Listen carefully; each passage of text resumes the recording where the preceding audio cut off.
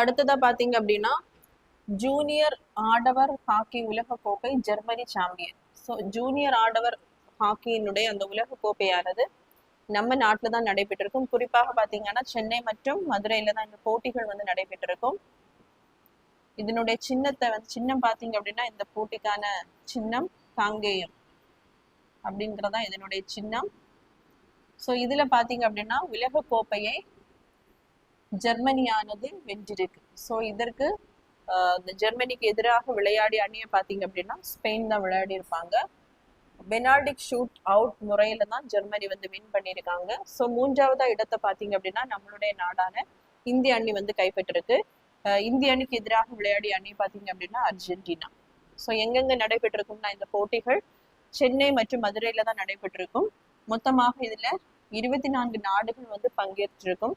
So Germany பார்த்தீங்க அப்படின்னா 8வது முறையாக இந்த கோப்பையை வந்து தக்க வைத்துள்ளது.